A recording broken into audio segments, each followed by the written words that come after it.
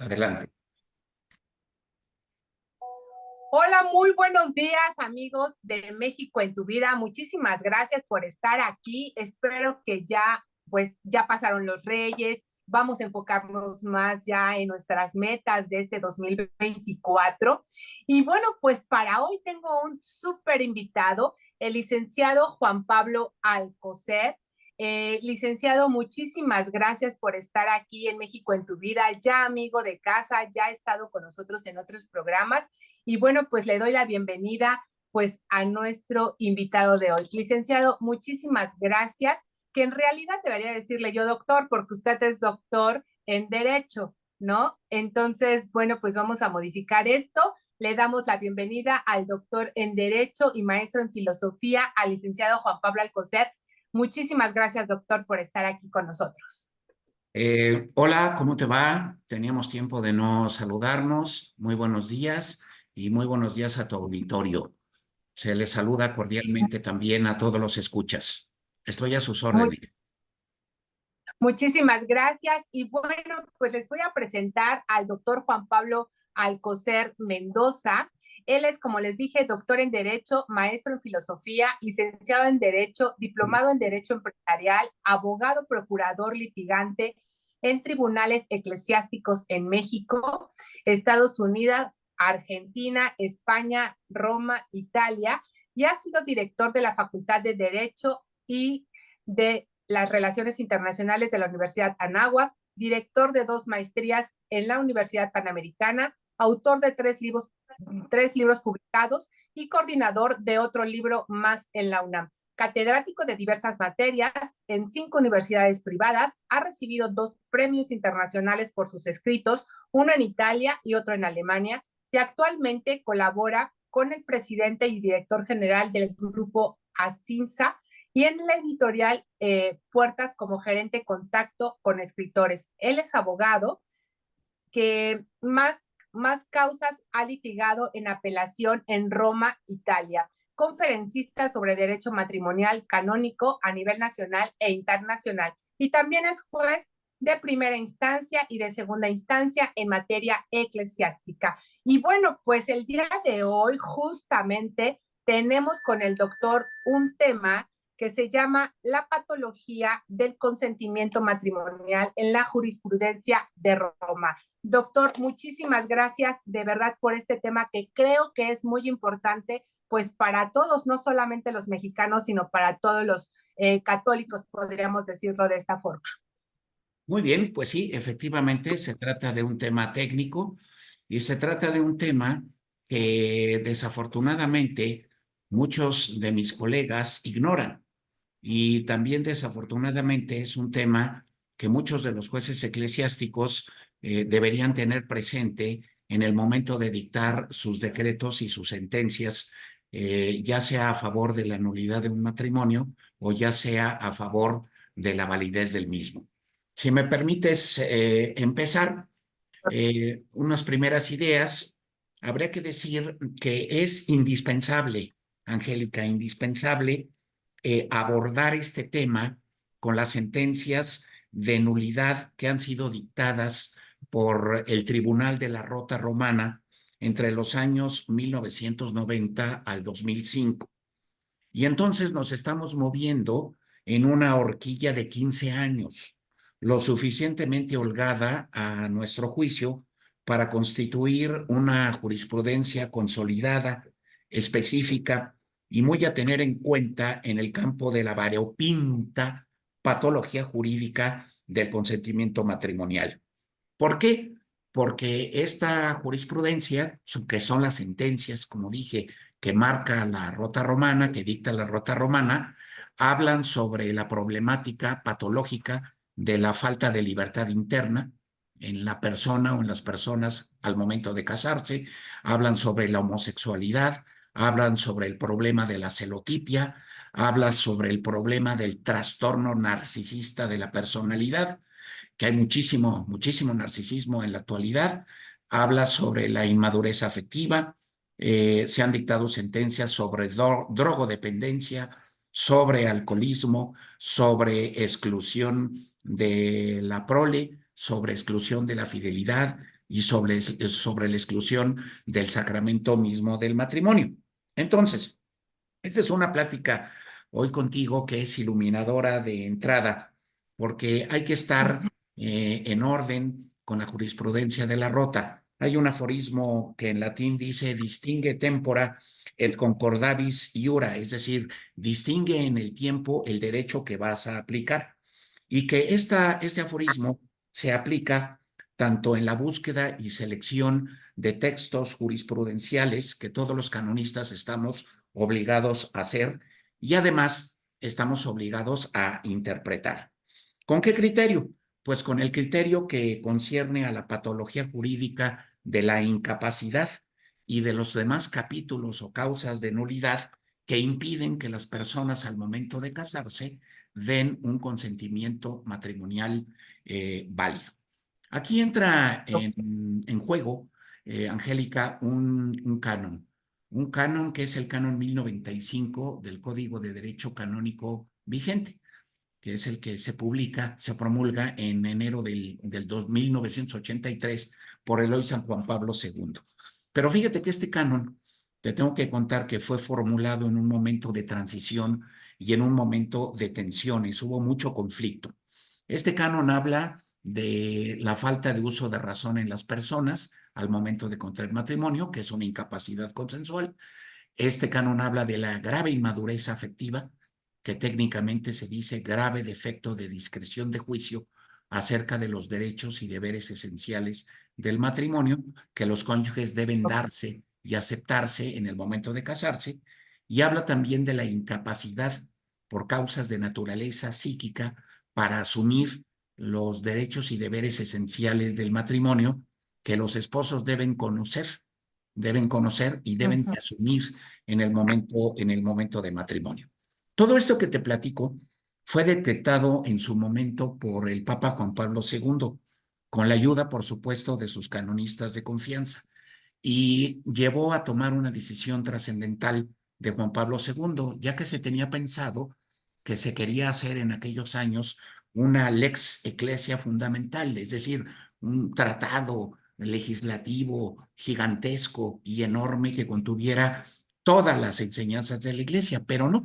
Más bien Juan Pablo II le dio carpetazo a este proyecto y prefirió publicar, y bien hecho, un código que fue el código de 1983 y que se le calificó como el código del Concilio Vaticano II. Su antecedente es el código de 1917, que es el código de nuestros padres, de nuestros abuelos, y que evidentemente dejó de estar en vigor a partir del 25 de enero del 83. Te debo de contar también, Angélica, que el mencionado Papa, desde 1987, y esto es muy importante señalarlo, ejerció un magisterio pontificio, ojo con las palabras que voy a contarte, muy estricto, muy preciso y muy puntual respecto a los procesos de nulidad matrimonial, llamando reiteradamente la atención a los tribunales inferiores, que son todos los tribunales que están abajo de la Rota Romana, entre los cuales se encuentra el Tribunal Eclesiástico Metropolitano de México y otros en nuestro país. Les llama la atención a todos ellos porque se dedicaron en alguna época a dictar sentencias conocidas como nulidades fáciles, es decir, se ingresaba a la causa y si el tribunal tenía fama de ser tribunal divorcista, que los hay, o tribunal fácil, que los hay, o tribunal donde se dictan las nulidades de matrimonio con gran facilidad, pues al amparo de este canon 1095, que es el de las incapacidades consensuales, pues evidentemente había que ingresar la causa ahí para que tu asunto saliera. Entonces este pontífice, Claro. sí, entonces este pontífice, cuento que en su discurso del 28 de enero del año 2002, porque has de saber que todos los eneros, los pontífices tienen un discurso que se llama locución a los miembros de la Rota Romana, que son los jueces auditores de la Rota Romana, o se les llama también los prelados de la Rota Romana, que son las personas más capacitadas en el mundo del derecho matrimonial canónico para resolver las apelaciones. Y en esta ocasión, con con la solemnidad de la apertura del año judicial, el Papa Juan Pablo II en 2002 se puso de manera estricta en favor de la indisolubilidad. Había que defender la indisolubilidad del matrimonio y había que olvidarse de lo que se llamaba el favor libertatis, es decir, de la nulidad fácil, ¿no? Que por cualquier motivo o por cualquier prueba ahí simplona que se presentaba y un poco apelando a la misericordia de Dios, pues los jueces dictaban nulidades de matrimonio de aquí para allá y de allá para acá. Y entonces este discurso entró dentro de la cultura de la indisolubilidad y en aquel entonces causa un gran revuelo mediático. Pero Juan Pablo II, como en muchas cosas, sale triunfante y se impone el favor indisolubilitatis, a favor de la indisolubilidad. Ahora bien, fíjate que también dentro de la jurisprudencia existen lo que se llaman los decretos rotales. Los jueces canónicos hablan jurídicamente a través de decretos y a través de sentencia. No tienen otra manera jurídicamente como expresarse. No deben expresarse de otra manera, sino a través de decretos y a través de su sentencia. Y es muy interesante saber que los canonistas deben o debemos dominar todo aquello de los decretos de los años 90 que fueron publicados en el año 2009. Claro que estos decretos se refieren a cuestiones incidentales, es decir, cuestiones que surgen dentro del juicio principal, digamos un pequeño juicio dentro del juicio enorme, dentro del juicio que le dio origen el juicio principal. Se refieren los decretos también a cuestiones prejudiciales y se refieren los decretos de la Rota a cuestiones preliminares. No hay que olvidar aquí el derecho procesal, que es básico y que estos decretos verdaderamente han sido iluminadores, han sido de gran peso y de gran alcance. Y es oportuno también mencionar que estos decretos, algunos de ellos se incorporaron a las sentencias relativas no únicamente a la incapacidad para contraer matrimonio, sino también a las sentencias que se dictaron por falta o por defecto de forma canónica. Has oído de todas aquellas bodas en la playa, todas aquellas bodas en los lugares de recreo y que evidentemente han sido fuertemente combatidas por la Iglesia, porque si no se tiene, la gente le dice dispensa. No es una dispensa ni es ningún permiso, más bien es una disposición canónica que te autoriza a casarte en un lugar no sagrado y que quien no tiene esa autorización judicial administrativa por parte del obispo del lugar, pues no puede casarse en un lugar que no está permitido para celebrar precisamente un matrimonio. Se llama delegación canónica, no se llama permiso, se llama delegación canónica. Si obtienes la delegación canónica, te podrás casar en un lugar donde no es usual casarse, una playa o un lugar de recreo. Si no tienes la delegación canónica que la da el obispo, no te puedes casar. Tu matrimonio va a resultar nulo. Otra puntualización que hay que hacer, estimada amiga, es que se publicó en el año Claro. 2005 por parte de Juan Pablo II una instrucción que se le llamó la Dignitas Connubii. Esta es de enero del 2005 y es una instrucción que viene a regir a los tribunales inferiores a la Rota Romana, ya que la Rota Romana, que es el tribunal matrimonial de apelación por excelencia, pues no se rige por la Dignitas Connubii, sino que tiene sus propias normas, así se llaman, normas. Ese es el nombre técnico que rige, digamos, a la legislación de la Rota Romana. Y entonces hay que aludir también aquí otro punto, un punto muy importante que deben de tener en cuenta los jueces y que deben de tener en cuenta los colegas canonistas, es precisamente la llamada inculturación del matrimonio en la moderna jurisprudencia rotal. Lo vuelvo a repetir, la inculturación del matrimonio en la moderna jurisprudencia rotal. Esto juega a dos bandas, Angélica, a dos bandas. La primera banda se habla de una inculturación pasiva, es decir, la que el juzgador recibe por la cultura del país en que vive, porque la cultura del país en que vive va a influir en la interpretación de la norma canónica. Pero también viene la inculturación activo-evolutiva, es decir, aquella que sostiene el juzgador y que aplica a la hora de interpretar y de dictar sentencia, no importando el país y no importando la cultura del país, sino que debe de aplicarla también por la importancia del caso concreto. Igualmente, se han descubierto errores, porque algunos jurisprudentes usan la expresión patología consensual en un sentido amplio y que podríamos llamar nosotros que es impropio.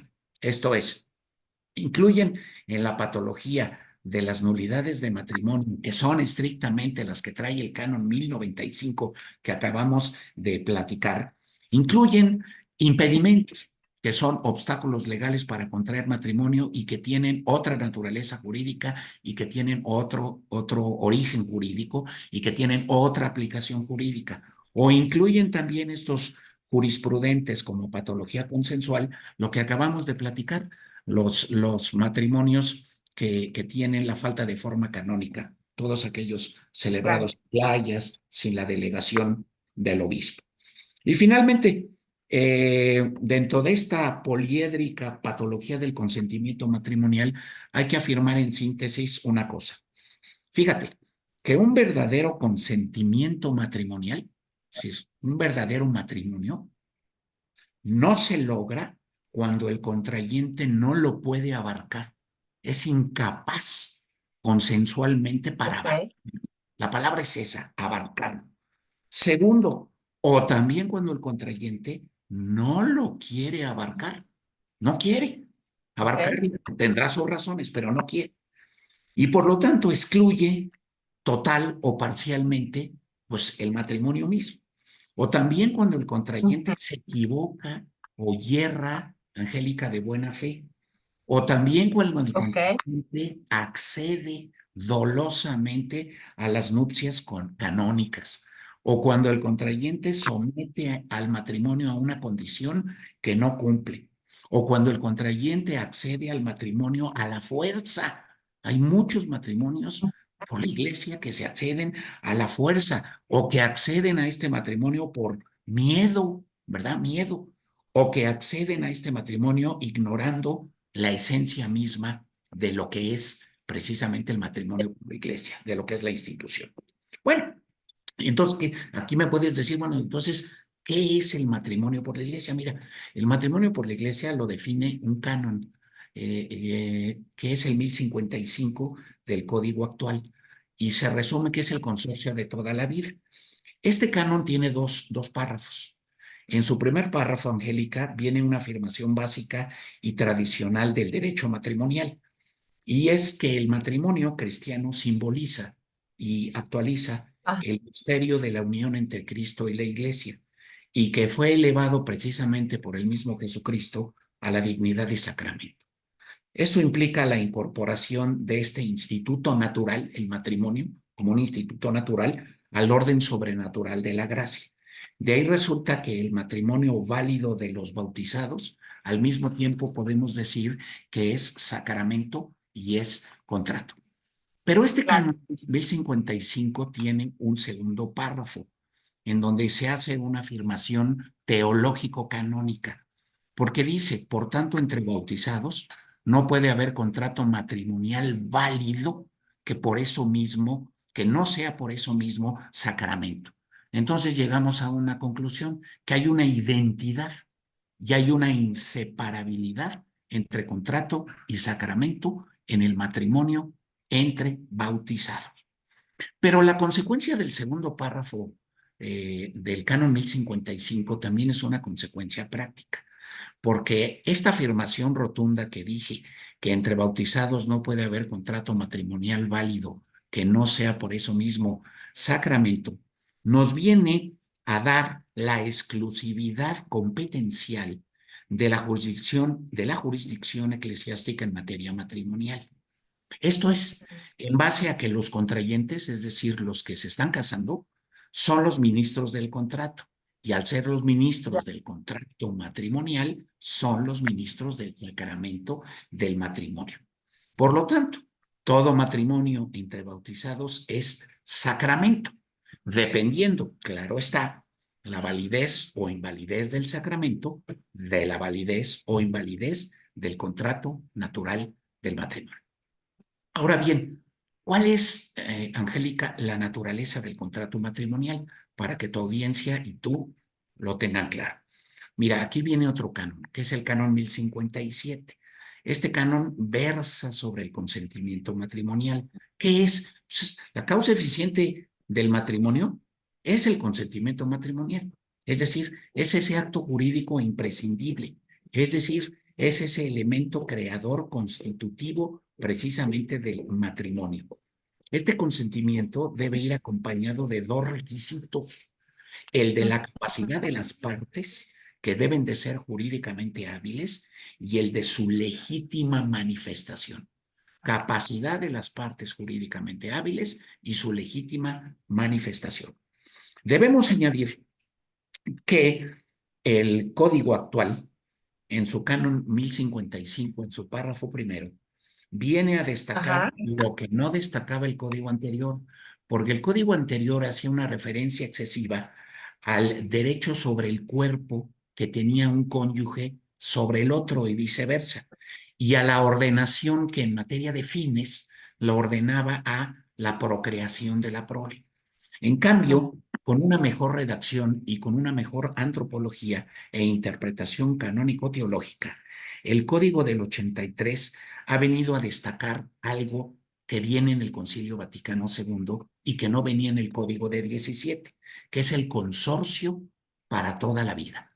Eso es el matrimonio, el consorcio para toda la vida, en el cual se incluyen el bien de los hijos, el bien de la prole, y también se incluye el bien de las personas que se casan, el bien de los cónyuges. Contenidos entonces que ya vienen asumidos en el mentado canon 1057, parágrafo segundo, a propósito de establecerse en el mismo el objeto del consentimiento matrimonial. Pues bien, fíjate que en este canon 1057 en su conjunto, ¿qué nos viene a corroborar? Nos viene a corroborar que el consentimiento del hombre y de la mujer es no solo un elemento intrínseco y esencial del matrimonio, sino que es su causa eficiente, es la semilla, es el sí te acepto, ¿verdad? Y sí me entrego sin reservas para toda la vida, ¿verdad? A ti exclusivamente en concreto. Pues la causa eficiente del Claro, matrimonio no es el amor, ¿eh? No es el amor, sino la causa exacto. eficiente es el consentimiento matrimonial. Así las cosas, hay que decir que hay que hacer una importante precisión, muy puntual, una precisión muy puntual, ya que hay un canon en 1056 que tal como está redactado nos indica que la unidad y la indisolubilidad, que es indisoluble, son por derecho natural propiedades comunes, ojo, a todo Claro. matrimonio, unidad e indisolubilidad, en cuanto vienen exigidas por un bien. ¿Qué bien, Angélica? Pues por el bien de los hijos y por la Exacto. naturaleza de la unión conyugal. De ahí que la pareja que excluye estos bienes, pues hace nulo el pacto conyugal. Y luego Así es. fíjate que todo esto que la jurisprudencia de Roma ha venido resaltando y que, insisto, el canonista y los canonistas deben de dominar: jueces, defensores del vínculo, abogados procuradores, conocedores, expertos del foro canónico. Viene un canon, el que es el 1058 del Código de 83.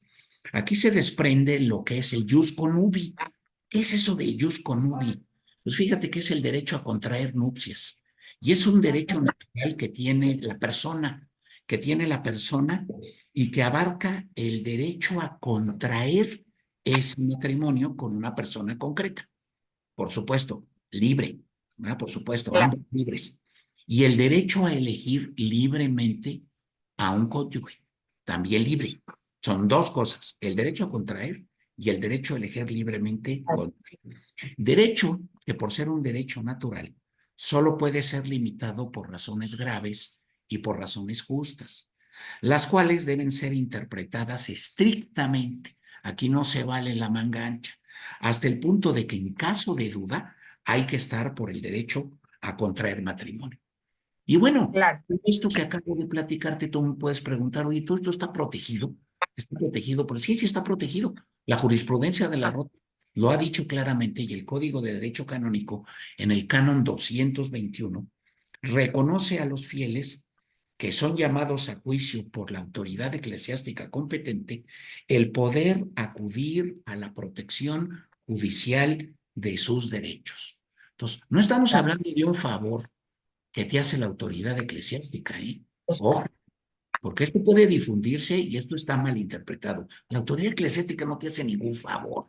El Canon 221 dice que puedes acudir a la protección judicial de sus derechos. Claro, claro, lo tienes que hacer de buena manera y conforme a las normas procesales, mediante un proceso con las Claro. suficientes garantías, respetando las normas sustantivas y respetando las normas probatorias. Entonces, insisto, la autoridad judicial aquí no hace ningún favor y ojo con el clericalismo, porque muchas veces el clericalismo, que es una postura radical que toman algunos sacerdotes, insisto, ese clericalismo está expresamente prohibido por el Papa Francisco, no al Exacto. clericalismo, no al regaño, no al abuso que puede cometer el sacerdote al fiel.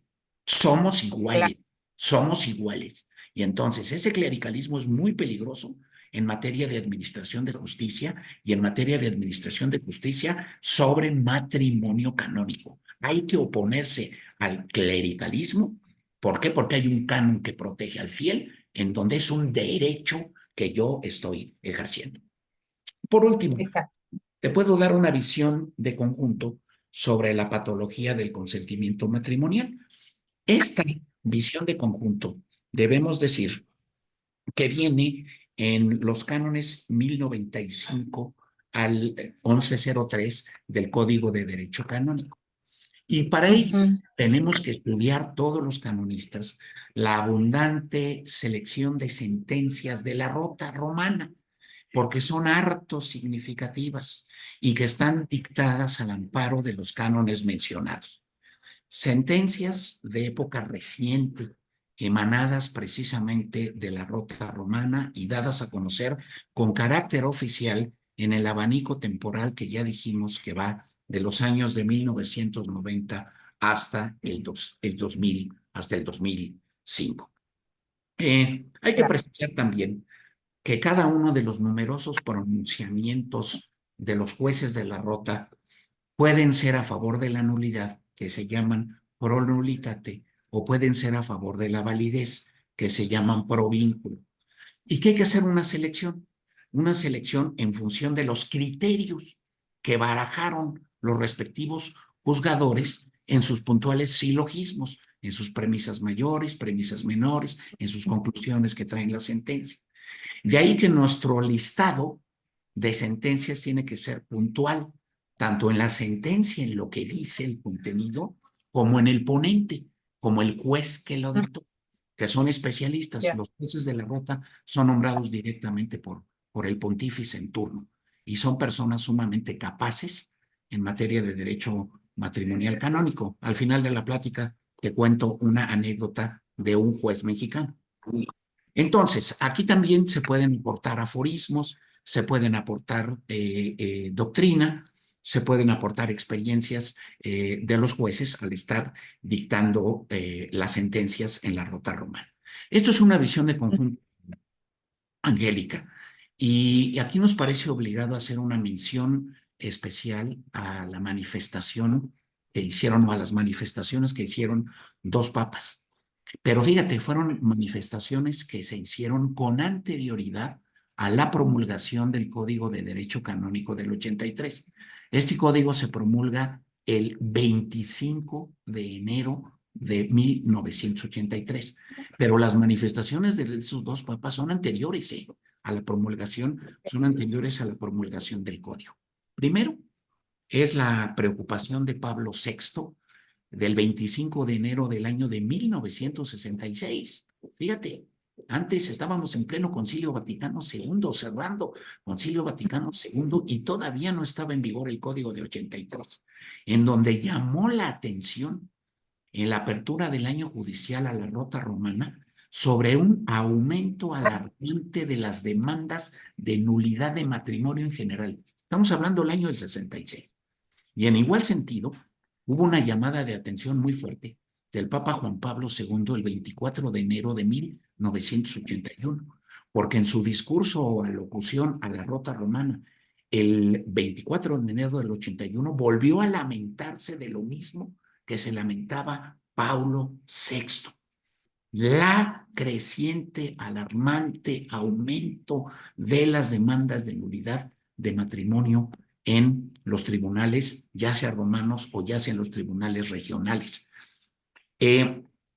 Promulgado el Código del 83, el Papa, en su discurso, en otro discurso, en otra apertura de otro año judicial, estamos en el 26 de enero de 1984, reiteraba la importancia de dos elementos en juego: los hechos que verdaderamente conducen a una nulidad de matrimonio, porque no todos los hechos conducen a una nulidad de matrimonio, no todos. Así Porque es. si tomamos en cuenta hechos que no conducen a una nulidad de matrimonio, estamos frente a un tribunal divorcista. Y hay que ser muy Exacto. claro. A mí me ha tocado ver sentencias de tribunales divorcistas y las he tenido que apelar en la Rota Romana.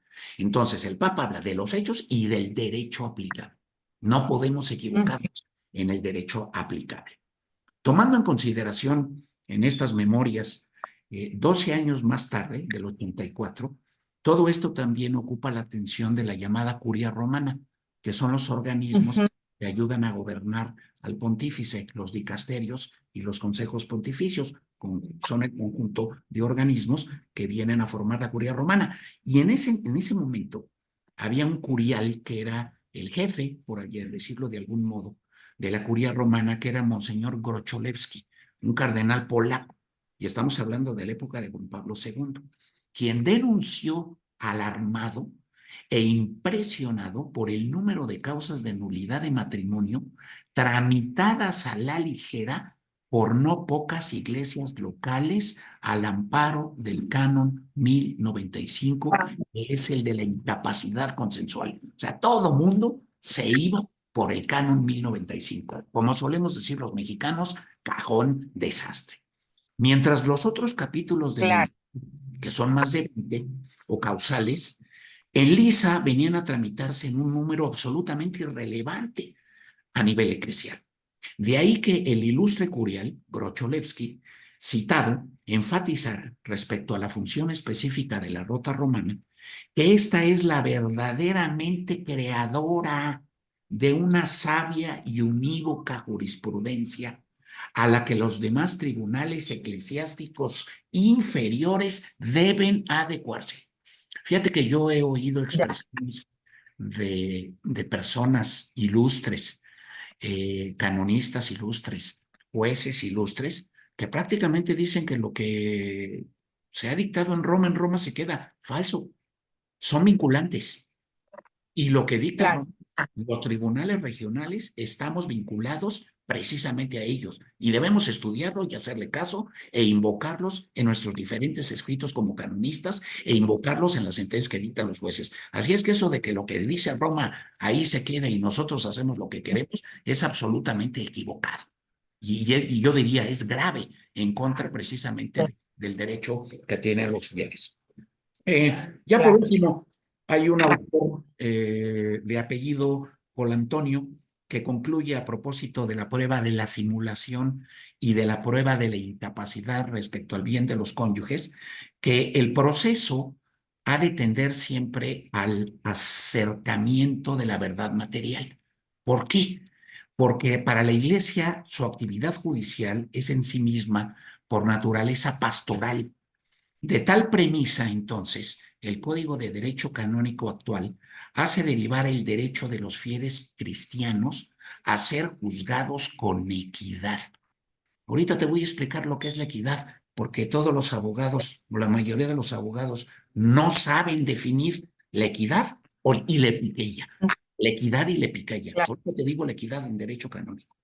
Corresponde entonces al juez el deber de aplicar la ley según el ánimo de la equidad, determinándole según el Papa Paulo VI, fíjate, que la equidad es una actitud de espíritu y una actitud de ánimo que mitiga el rigor del derecho, que opera como Ya. elemento humano correlativo y que es un factor de equilibrio en el proceso mental que debe conducir a pronunciar la sentencia. Por lo tanto, la equidad está por encima de la frialdad de la norma canónica y así es como el juez debe de aplicarla en sus sentencias. Ya Claro. termino con esto, Angélica. Esto es Sí, un no te preocupes. criterio, esto es un criterio por cierto, orientador. Este criterio fue orientador, es orientador. Y hay una famosa sentencia de El Rotal de Pinto. Se dice coram Pinto. Coram significa delante de. Coram Pinto Ya. significa que la sentencia la dictó el juez Pinto del 14 de abril del año de 1975.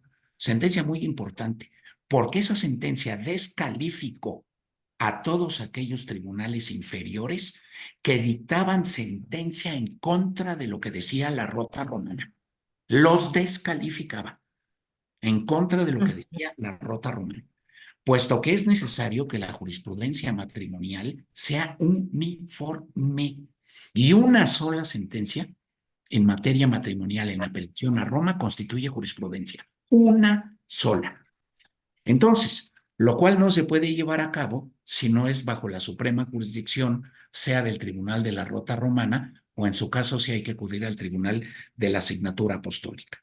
Cerrando y haciendo otra referencia puntual y a nuestro juicio antológica, hay otro juez rotal, Monseñor Calò Giovanni, que dicta una sentencia el 20 de marzo de 1991 acerca del genuino alcance de los cánones que ya platicamos, el 1055 y el 1057. Precisamente fue una sentencia que se dictó negativa a favor del vínculo. Aquí hay que decir a los jueces que no les tiene que temblar la mano cuando la sentencia es pro vínculo, ¿eh?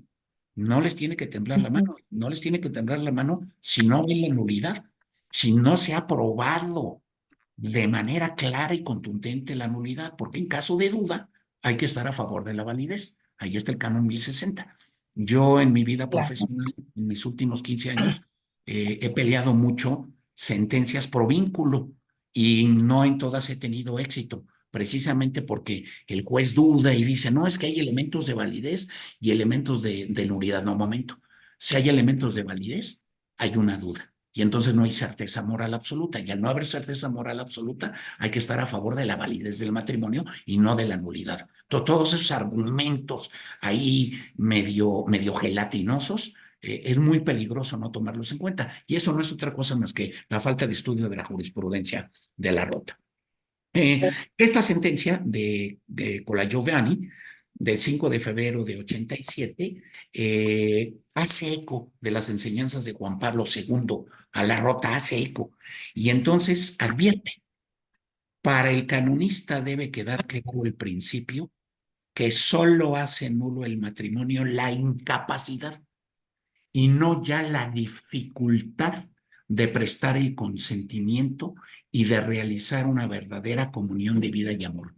Hay diferencia entre una verdadera incapacidad y la simple dificultad.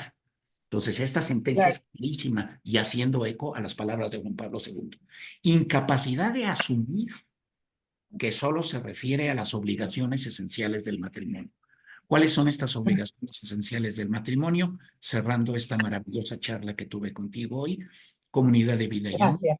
consorcio para toda la vida, infidelidad a una persona, abiertos a la procreación y educación de la prole en la religión. Es todo un elenco, ¿verdad? Un número abierto, un número aperto, y que depende de la rota romana, si este número lo mantiene así abierto como está o en números como está o lo apertura en un principio a una posible y nueva causal que solo el pontífice con la ayuda de sus canonistas expertos pudiera legislar. Pues esto es lo que te Claro. quería platicar en la mañana. Ojalá sea orientador, ojalá sea iluminador. Va con todo respeto para mis colegas y sí es muy importante que conozcan a fondo la patología del consentimiento matrimonial en la jurisprudencia de la Rota Romana en esa horquilla de tiempo de 1990 al 2005. Creo que si la conocen, la estudian y la dominan, dictarán mejores sentencias, todo para el bien común matrimonial. Me despido de tu auditorio, me despido de ti y me dio mucho gusto volver a poder participar en tu programa. Muchas gracias. Muchas gracias, doctor.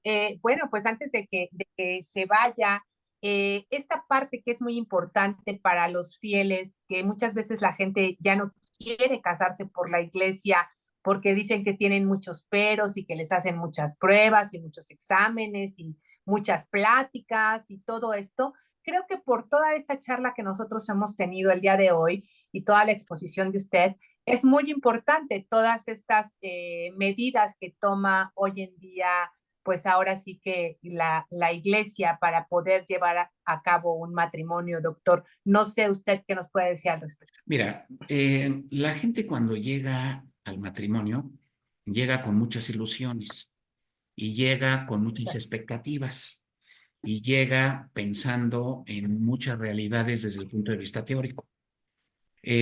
Cuando la gente contrae el matrimonio y que se desea que contraiga válidamente el mismo, sanamente el mismo, se empieza a dar cuenta de que se va a empezar a desarrollar una cobiografía, la cobiografía de los dos, y que en esa cobiografía se van a encontrar con una serie de elementos que a lo mejor de novios les eran desconocidos y de elementos que la iglesia llama derecho y deberes y que los casados deben de cumplir y que entre ellos está, como te dije, la comunidad de vida y amor. Entre ellos está el consorcio para toda la vida. Entre ellos está la unidad y la indisolubilidad del matrimonio. Entre ellos está la fidelidad. Entre ellos está la procreación, que curiosamente, como bien del matrimonio, antes era un fin, ahora es un bien del matrimonio católico, no se puede eliminar, porque si se eliminan los hijos, se contrae inválidamente. Y hay que recordar que todo esto debe de tenerse en cuenta desde el inicio del matrimonio, porque lo que no se vale es contraer válidamente, vivir 5 o 6 años de un buen matrimonio con dificultades y con ciertos problemas y todo, pero que no son causales de nulidad. Y luego, cuando surge un problema grave, no tener precisamente la capacidad moral para poder superarlo. Y entonces sí decir, ah, no, nos vamos al divorcio y entonces vamos a pedir la correspondiente nulidad de matrimonio. Ahí los jueces deben tener mucho cuidado con este tipo de conductas, de costumbres y actitudes que muchos fieles de la Iglesia católica tienen y que entonces les hace muy fácil, ¿verdad? Como las nulidades fáciles, pedir la nulidad de matrimonio, que me den la nulidad de matrimonio. No, la Iglesia no da nada. Es todo un proceso verdaderamente complejo, todo un proceso de conocimientos jurídicos y de antropología filosófica. Y luego entonces la gente se queja de que los tribunales se tardan mucho, se queja de que cómo es posible que se esté defendiendo. Bueno, pues lo que hay que estudiar es el matrimonio en sus diferentes etapas, ¿no?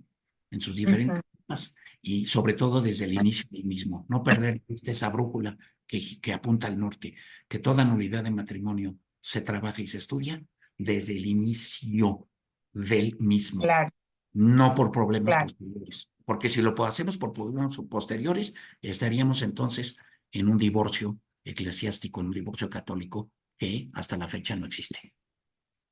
Exacto, y además de esto, pues que las personas que van a contraer matrimonio, pues también conozcan a lo que se van a enfrentar en un matrimonio, ¿no? Porque luego de novios piensan que todo es lindo y precioso y que no va a haber dificultades, y cuando empiezan a haber dificultades, pues deciden divorciarse y así van de divorcio en divorcio, ¿no? Porque no asumen la responsabilidad que tienen que asumir dentro del mismo matrimonio.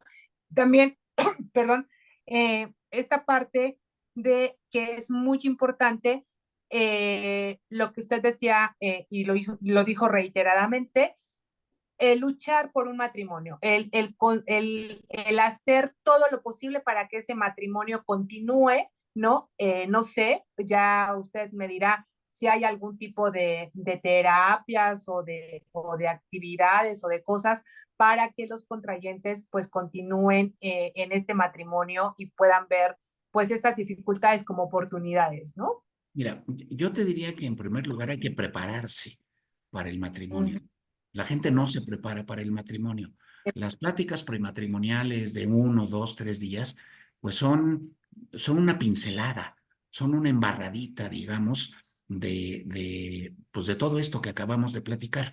Yo soy de la idea que la preparación del matrimonio requiere de más tiempo, pero la gente el tiempo lo invierte en los preparativos de la boda y no en prepararse en los elementos constitutivos que acabamos de mencionar. O sea, no sabe, no llega sin saber precisamente la naturaleza, los bienes, los fines, las propiedades esenciales del matrimonio.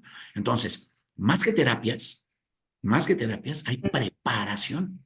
Debe haber personal capacitado jurídicamente y personal capacitado pastoralmente para guiar a los novios, futuros esposos, para que contraigan válidamente. Y ya el problema de las terapias viene, pues ya cuando ya hay divorcio o ya cuando ha fracasado el matrimonio, porque hay que distinguir también entre matrimonio fracasado y matrimonio nulo, y había que ver si las terapias son simple y sencillamente o sirven como prueba dentro de un proceso de nulidad de matrimonio, pero que además deben de servir para recuperar ese ánimo. Matrimonio. Sí, y recuperar conductas, ¿no? Recuperar conductas. Si es posible, pues salvar Sí, lo que es salvable en en, un matrimonio, que siempre es exacto. posible.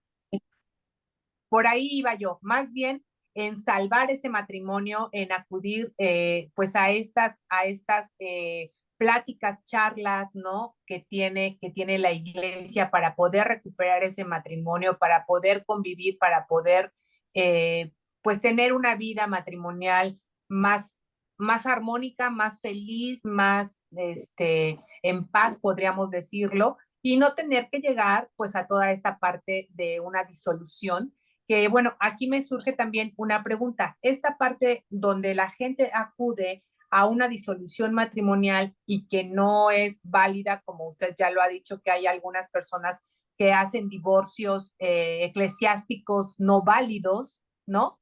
Eh, ¿Hay alguna manera en la que las personas puedan decir, bueno, pues es que resulta que como las bodas que no son válidas, pues hay divorcios eclesiásticos no válidos, podríamos decirlo? Bueno, hay que distinguir en la palabra disolución. No es Ok, disolución, es la ok, declaración de nulidad del matrimonio. No es ok. divorcio católico, es la declaración de nulidad Ujú. del matrimonio. Entonces, ni disolución, porque Mm, eso es otra problemática que abarcaría otra conferencia, y no divorcio católico.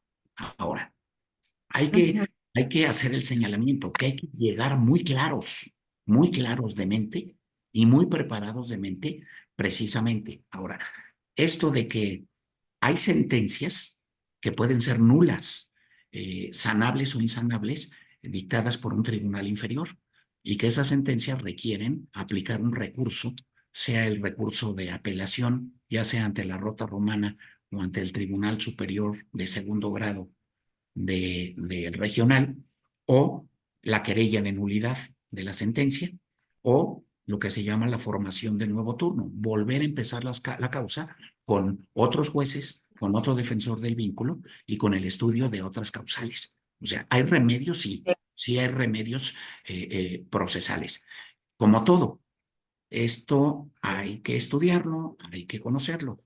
Y como todo, Yo insisto en que esta horquilla de tiempo de la jurisprudencia de 1990 al 2005 es fundamental para no Claro, equivocarse en el planteamiento de una demanda, de una contestación de claro, demanda, de una presentación de pruebas, de un desahogo de las mismas, de una formulación de alegatos, de un diálogo con los jueces y de las animadversiones u opiniones del defensor del vínculo y con el dictado de la sentencia. Es decir, es todo un claro. camino que hay que seguir, pero se tiene que seguir por gente preparada. Y una crítica, y aquí sí, yo me descoso. Existe en Claro, Internet un formato para hacer demandas de nulidad de matrimonio. Te digo algo que exacto. me da mucha risa. Ese formato es exactamente copiado. Me lo copiaron, no sé quién, y lo subieron a Internet, porque todos los episodios históricos que trae el llenado del formato son Ujú, episodios históricos que yo de joven utilizaba en mis demandas. Pero eso ya. ya es lo de menos, es lo de menos.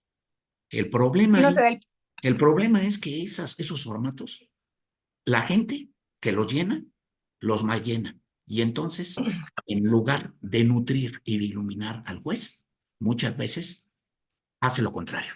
Entonces, hay que tener mucho Exacto. cuidado con los formatos de Internet, ¿eh? Mucho cuidado, son No, especialmente peligrosos.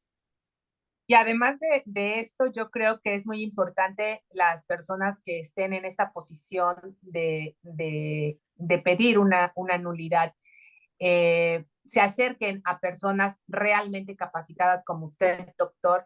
No sé si usted podría dar los datos en dónde se le localiza Sí, ¿no? para las personas que en un momento dado pues tengan pues inclusive una consulta, ¿no? Que hacer Claro, sí. para que no se pues no se lleven por todas estas cosas del internet, que la verdad, pues mire, son plagios o son cosas que ya pasaron, que ya fueron, como lo dice el doctor, de hace muchos años, que hoy ya son otros formatos, que hoy tienen que ser llenados de una manera diferente, que tienen que ser personas que realmente conozcan la ley eclesiástica para que puedan llevar a cabo pues este tipo de disolución, este tipo de demandas, ¿no? Y pues qué mejor que personas capacitadas, porque ya lo hemos visto, doctor, muchos colegas que no conocen la ley, que lo hacen nada más a la CIF, se va y obviamente pues cobran, ¿no? Cantidades estratosféricas a veces y que no llevan a cabo pues el proceso como debería de ser. Doctor, si usted nos permite dar sus datos para que las personas se puedan acercar y ¿Cómo no? poder tener una Sí. historia más completa. Mi correo electrónico es muy sencillo. Es Juan Pablo Alcocer, arroba gmail.com. Ahí me pueden escribir. Ujú, Y mi número de contacto de celular es el 55 12 38 36 29. Yo respondo directo, perfecto. yo respondo directamente, ya sea para una consulta o ya sea para la procuración de un juicio pro validez o pro nulidad. Yo estoy a sus órdenes, tengo Claro, justo 42 años de experiencia y he escrito en materia canónica 4 libros, publicados 3 por la editorial Tirant Blanche y uno coordinado por el Instituto de Investigaciones Jurídicas de la Universidad Nacional Autónoma de México. Así es. perfecto. Muy bien. Doctor, por último, la anécdota que nos iba a comentar sobre el juez Sí, para que no nos la pregunte sí. después. México ha tenido grandes canonistas, sobre todo en épocas pasadas. Eh, Existió el doctor José Luis Guerrero Rosado, ¿verdad? José Luis Guerrero Rosado, quien también fue de los grandes promotores de la causa de beatificación y santificación de San Juan Diego.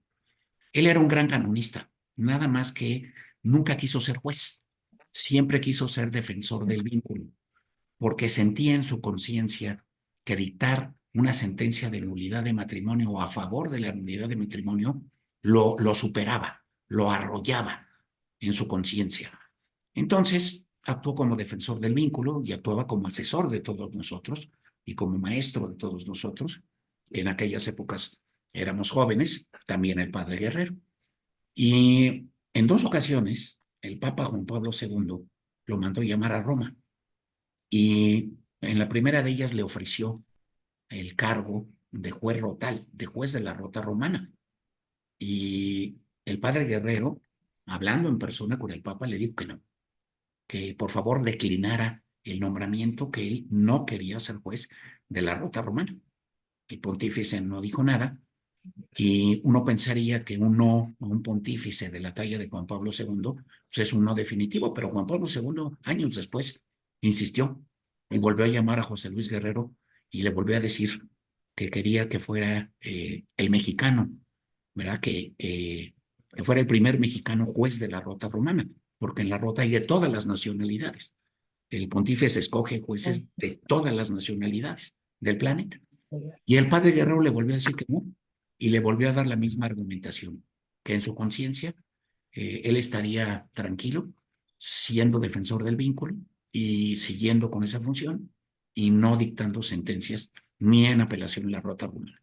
Entonces tuvo el valor, la honestidad y la tranquilidad de ánimo de decirle a un pontífice de la talla de Juan Pablo II que no a un cargo que le estaba dando en Roma el propio Juan Pablo II. Ese es un ejemplo de valentía, ese es un ejemplo de conciencia y de conocimiento. Es una anécdota que pocos saben y que yo la supe precisamente de labios y de la boca del propio padre José Luis Guerrero Rosado.